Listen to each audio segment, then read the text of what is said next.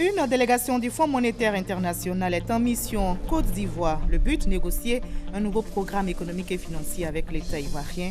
La mission reçue par le chef de l'État salue la performance économique ivoirienne. 394 nouveaux élèves gendarmes, dont 17 jeunes filles de l'école de gendarmerie de Torogué, viennent d'être présentés au drapeau. Les nouveaux gendarmes ont suivi 5 mois de formation en vue d'acquérir les rudiments militaires.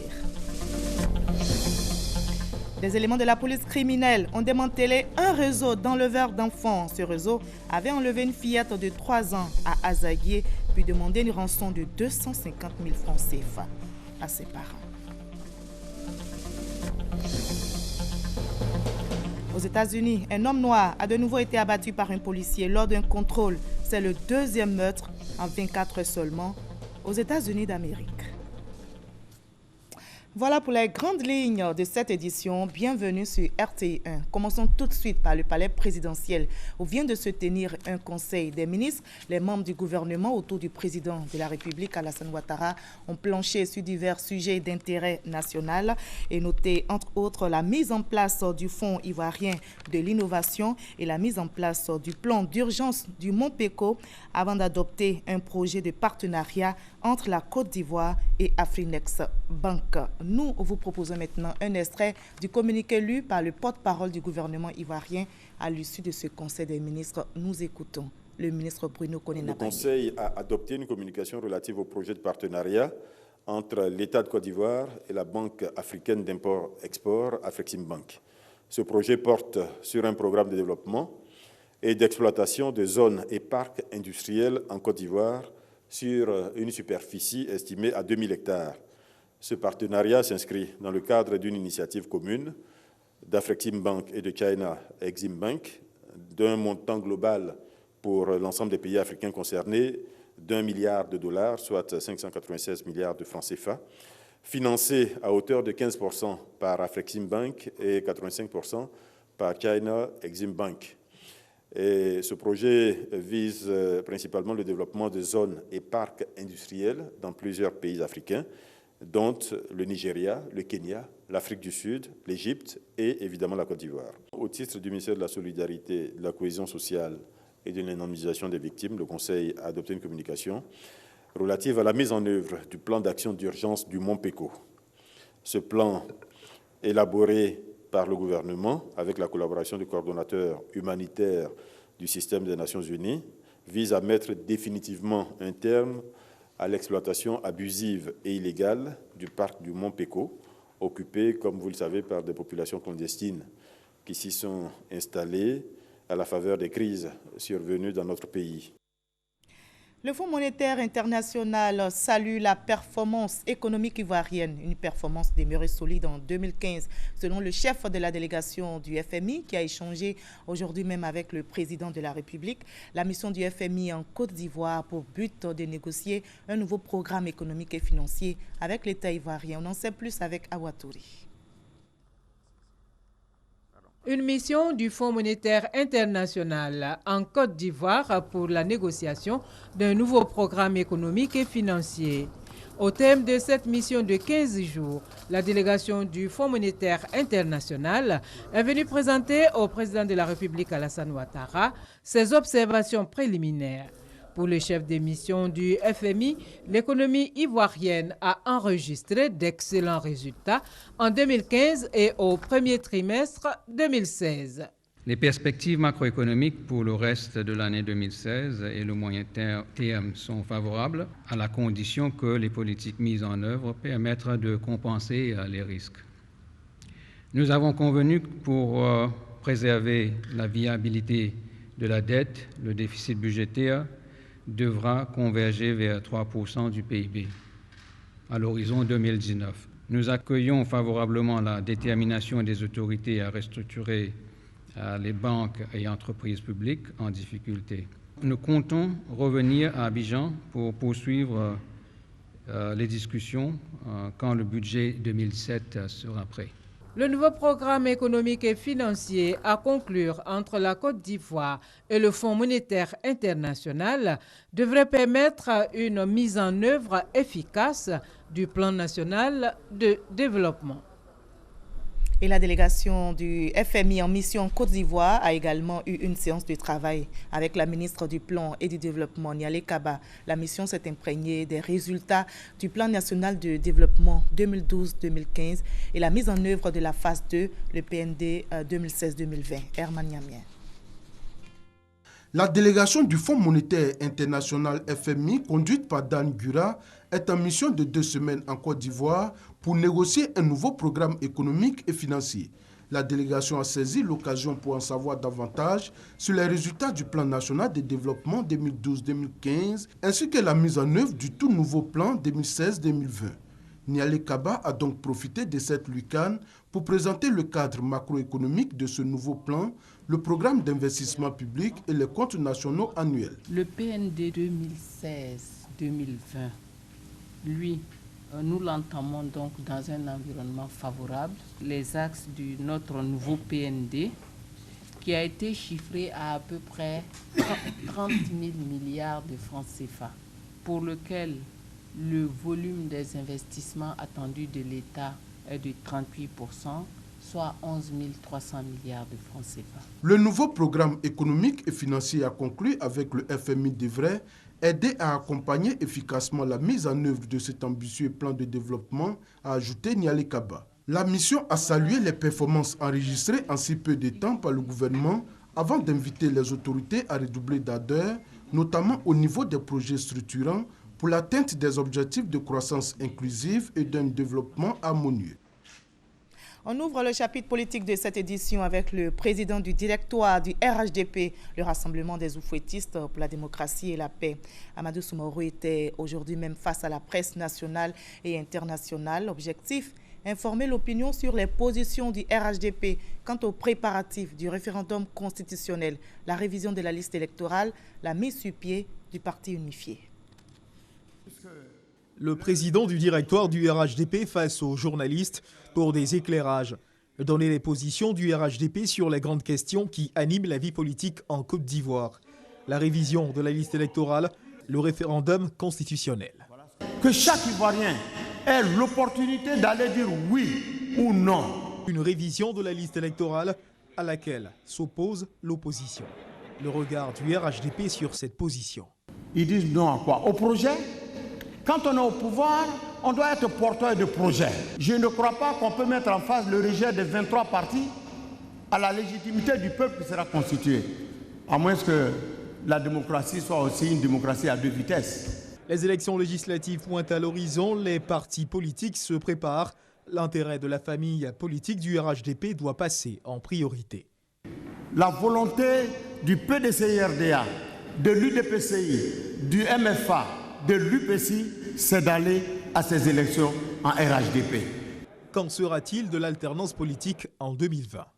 Qu'un cadre du PDCI vienne au pouvoir en 2020, ça pose problème à personne. Mais si ça se fait dans le grand cadre, disons, du RHDP, quelle fête? Est-ce que vous souhaitez que le PDCI aille au pouvoir dans la division? Je ne crois pas.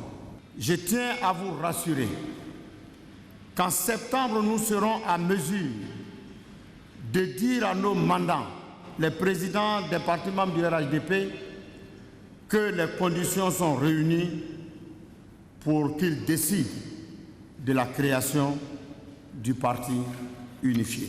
Répondant sans faux fuyant aux questions des journalistes, le président du directoire du RHDP, Amadou Soumaoro, a invité tous les militants du RHDP à faire bloc autour de la vision des présidents Alassane Ouattara et Henri Konan Bédié, de construire une Côte d'Ivoire forte, bâtie autour des principes de paix et de développement. C'était un reportage d'Herman Guivé. Wacha Kedjebo, commandant Kakoubrou alias Kabé et Franck Yaon, exilés au Ghana, sont tous rentrés, vous le savez, le 30 juin dernier. Ils ont été reçus aujourd'hui par la ministre Maria Toukone, à la ministre donc de la Solidarité, de la Cohésion sociale et de l'indemnisation des victimes. Les ex-exilés ont réaffirmé leur engagement à s'investir dans la paix et la réconciliation en Côte d'Ivoire. Une semaine après leur retour d'exil du Ghana, ils sont reçus en audience par la ministre de la Solidarité, de la Cohésion sociale et de l'indemnisation des victimes. Wacha Kedjebo, Kadé Bertin, commandant Kakoubrou et Franck Yaon s'engagent à participer au processus de réconciliation. Nous sentons que véritablement la Côte d'Ivoire est sur le bon chemin pour la paix. Et la paix est une quête quotidienne.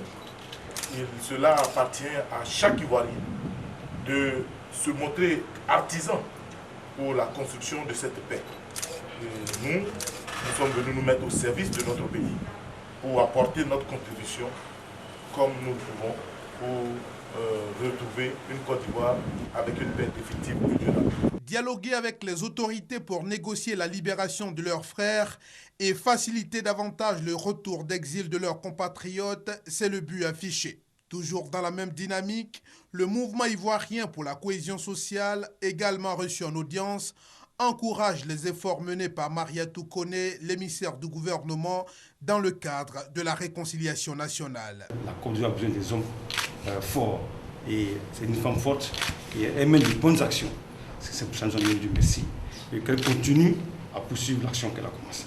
Et qu'aujourd'hui, tous nos frères et ceux qui sont en exil puissent rentrer au pays et que la Côte d'Ivoire reparte comme elle était avant. À ce jour, ce sont près de 20 000 réfugiés ivoiriens qui ont regagné le pays ces 8 derniers mois. Et l'appel au retour des exilés, lui, se poursuit. Reportage réalisé par Salima Toudia et Thomas Gessambi. Reparlons du PND. Comment mobiliser les ressources internes pour le financement du deuxième PND, Plan national de développement 2016-2020, après le groupe consultatif de Paris. Des chercheurs ivoiriens de la cellule d'analyse économique du CIRES ont réfléchi à la question. Ces chercheurs ont dévoilé aujourd'hui les résultats de leur travail. On en sait plus avec Noël Nyagno.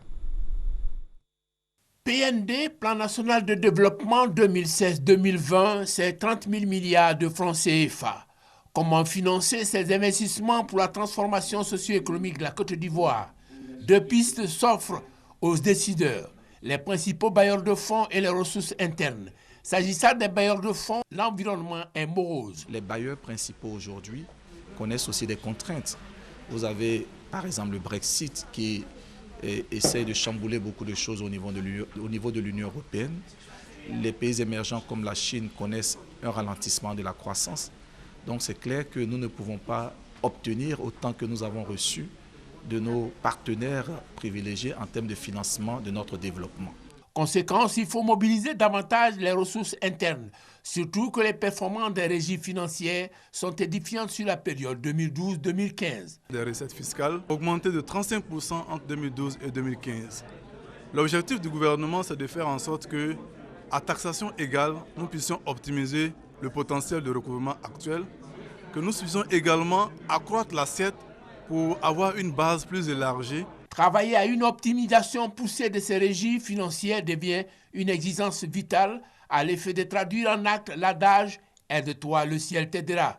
Voilà qui a motivé les universitaires et chercheurs de la CAPEC, celui d'analyse de la politique économique du CIRES, à passer au crible toutes les potentialités de mobilisation de ressources internes. L'effort fiscal peut être accru parce que nous avons un secteur informel très important qu'il faut certainement arriver à fiscaliser.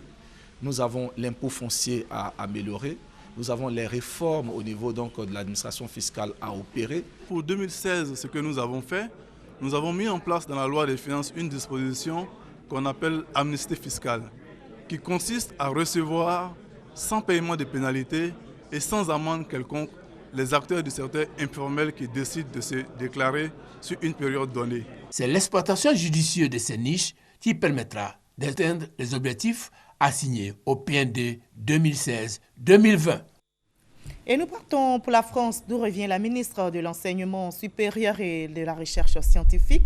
La ministre Bakayoko Liramata a signé plusieurs conventions avec les instituts de recherche dans le cadre du contrat de désendettement-développement, C2D. Ses partenaires vont accompagner la Côte d'Ivoire, notamment dans la mise en place d'une université virtuelle. Montpellier, Paris. Pas de répit pour la ministre Bakayoko Liramata en visite de travail en France. La ministre de l'Enseignement supérieur et de la Recherche scientifique et la délégation qui l'accompagne ont multiplié les rencontres et noué des partenariats avec des instituts français ainsi que des écoles. Toutes ces conventions signées dans le cadre du CE2D, contrat de désendettement et de développement, visent à donner un nouveau souffle à l'enseignement supérieur et à la recherche en Côte d'Ivoire. C'est l'idée de partage et d'échange. Donc nous avons la chance d'avoir cet institut de recherche pour le développement ici en France. On veut le mettre au cœur d'une démarche sur le campus pour l'innovation ici à Bondy, dans la relation qu'il va construire avec les talents d'ici, en relation avec d'autres talents qui sont en mouvement dans les pays du Sud. Un exemple, la Côte d'Ivoire. Notre agence internationale de la francophonie, l'AUF, va beaucoup accentuer son action. Et puis surtout, je souhaite que nos universités françaises passent des partenariats, des jumelages beaucoup plus nombreux qu'aujourd'hui avec les universités de Côte d'Ivoire. La France, engagée aux côtés de la Côte d'Ivoire pour redynamiser l'enseignement supérieur et la recherche scientifique. La ministre Bakayoko Liramata peut donc compter sur ses partenaires français.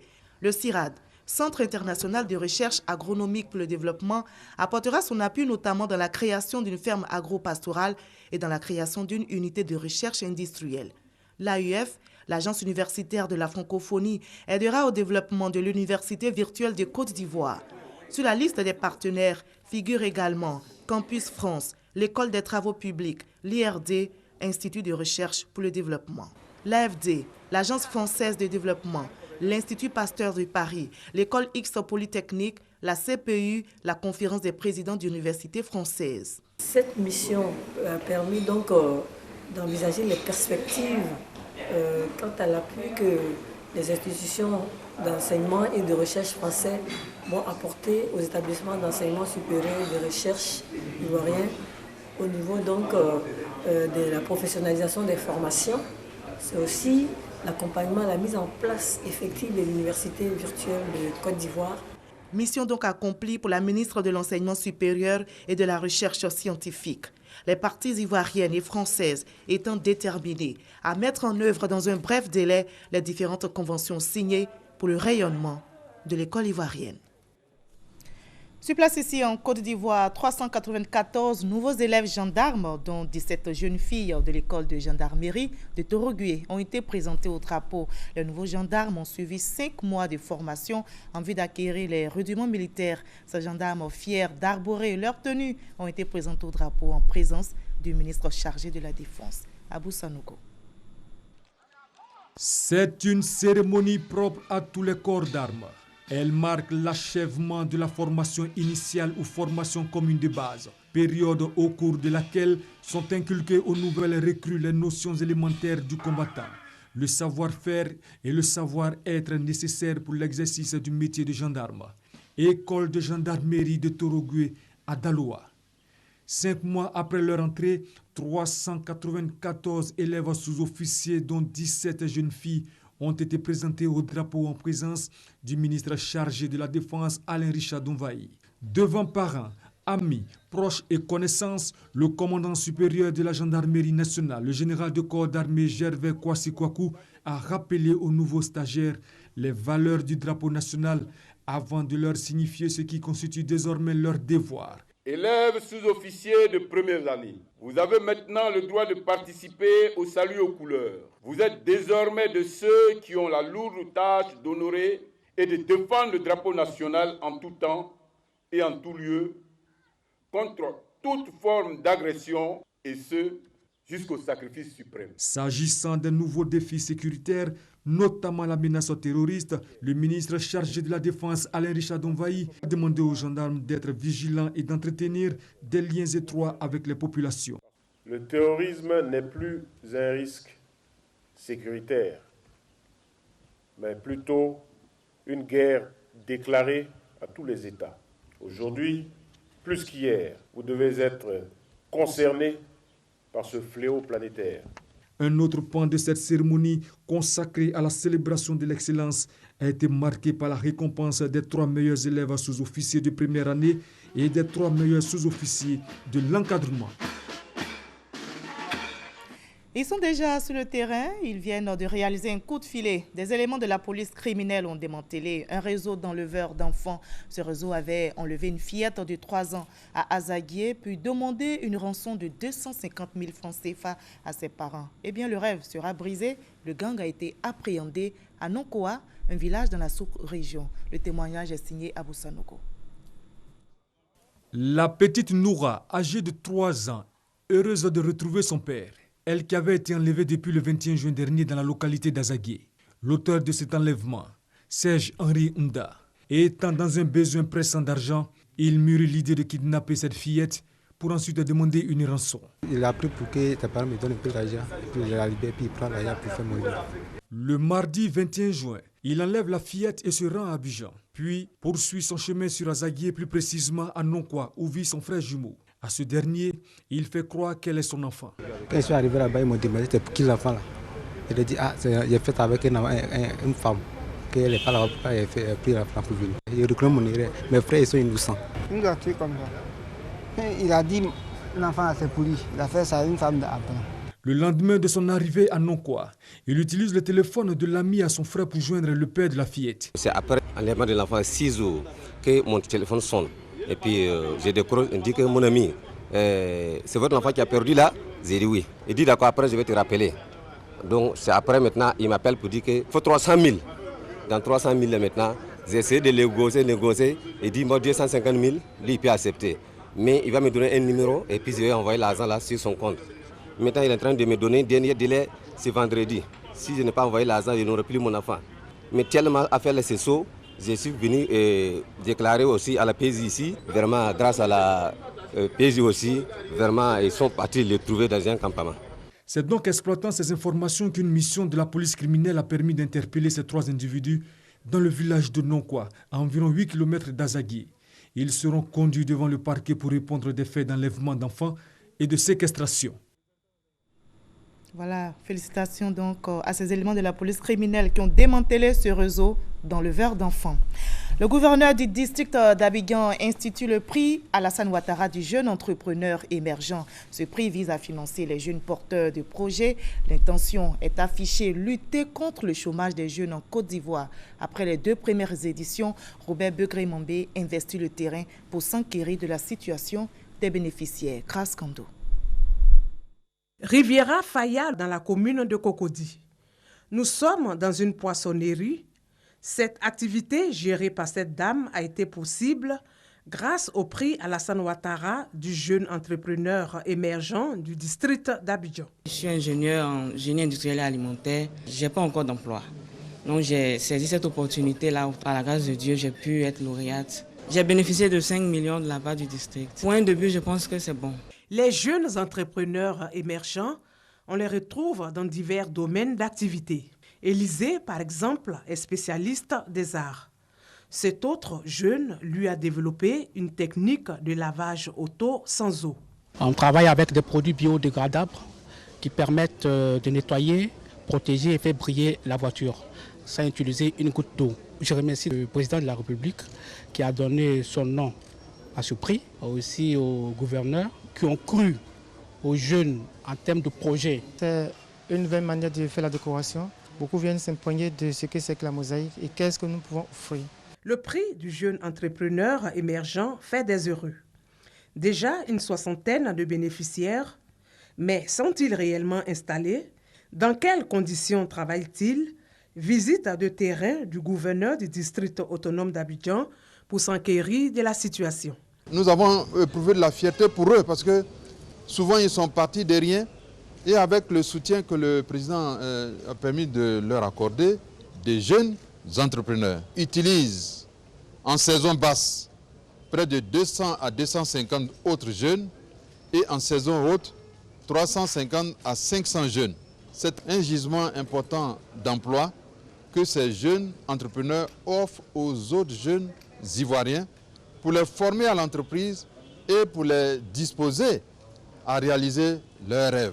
Pour les 2 premières éditions du prix Alassane Ouattara du jeune entrepreneur émergent, plus de 400 millions ont été injectés pour le financement des jeunes porteurs de projets. Le lancement de la 3e édition aura lieu en août prochain.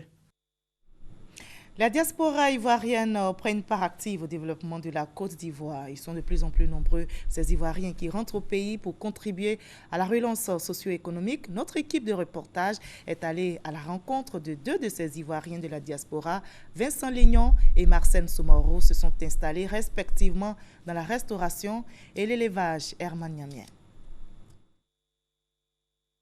Retourner au pays pour apporter sa pierre à la relance économique, Vincent Lignon en est un exemple. Après 26 ans de vie aux États-Unis, il est aujourd'hui détenteur d'une ferme avicole à Bonoua. Construite sur une superficie de plus de 2 hectares, l'exploitation emploie 13 personnes et ne fait pas regretter à Vincent ce choix du retour au pays. Je suis très content et fier de retourner au pays, surtout avec les moyens que je mets en ce moment en place pour aider la jeunesse. Le cas de Vincent n'est pas isolé. Marcène Soumaoro, ex-ressortissante ivoirienne aux États-Unis, expérimente aussi avec succès le retour au pays dans le domaine de la restauration. Présentement, ce n'est pas la rose chez moi, mais je sais que ça sera la rose demain. Au début, tu vas rencontrer des difficultés, c'est tout à fait normal. Tu n'es pas rentré au pays il y a longtemps. Donc quand tu reviens, il y a certaines habitudes que tu as vraiment perdues. Donc les débuts ne sont pas faciles.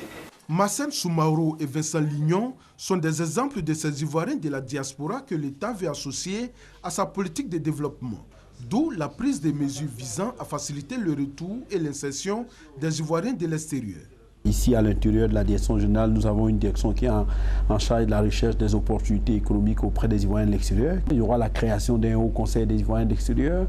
Nous sommes en train de réfléchir aussi des mécanismes d'investissement au profit des Ivoiriens de l'extérieur. Donc c'est toute une stratégie. Environ 1 240 000 Ivoiriens, soit 5,4% de la population, vivent hors de la Côte d'Ivoire. Cette population constitue un maillon essentiel dont la contribution peut apporter une plus-value à l'économie ivoirienne. Un protocole d'entente existe désormais entre le ministère des Ressources animales et halieutiques et le district productif de la pêche et de la croissance bleue de la Sicile en Italie. L'accord vise à valoriser des activités halieutiques en Côte d'Ivoire, comme nous l'explique Hugues Vibli. Le protocole d'entente signé entre le ministère des Ressources animales et halieutiques et le district productif de la pêche et de la croissance bleue de la Sicile a fait suite aux différentes visites en Sicile du ministre Kobena Kwasi Adjumani. En juin 2013 et en octobre 2014, alors en visite de travail, il avait souhaité voir la Côte d'Ivoire bénéficier du soutien de la Sicile pour la valorisation durable de ses activités halieutiques. C'est désormais un acquis. Nous avons préparé un programme qui prévoit un investissement public et privé pour presque de 100 millions de dollars pour concrètement donner puissance à la pêche et à le système de la pêche de Côte d'Ivoire et dans le même temps dans les partenaires italiens. En Sicile, le district de pêche rassemble les entreprises de toute la filière productive, les organismes de recherche, les écoles et universités, les autorités, les organisations syndicales et autres. Le protocole signé vise la création et la construction d'un district de pêche en Côte d'Ivoire à Grand Bassam notamment. Nous avons foi en l'avenir et nous savons qu'en étant avec vous, nous pourrons réussir ce pari. Le pari de faire de la Côte d'Ivoire un pays autosuffisant en protéines halieutiques. La Côte d'Ivoire a été officiellement invitée à l'Expo Blue Sealand en Sicile. L'invitation a été transmise au ministre Kobena Kwasi Adjumani, désormais citoyen d'honneur de la ville de Palerme, une distinction au profit du renforcement de la coopération économique entre la Côte d'Ivoire et la Sicile.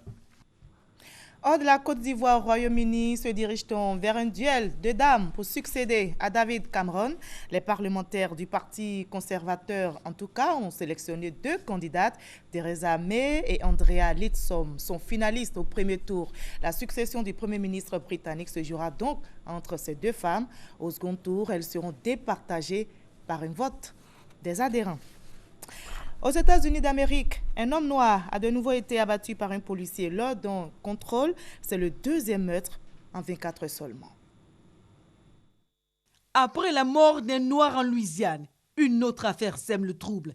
Philando Castile, un autre Afro-Américain est mort, abattu par la police après un banal contrôle routier à Saint-Paul dans le Minnesota aux États-Unis mercredi 6 juillet.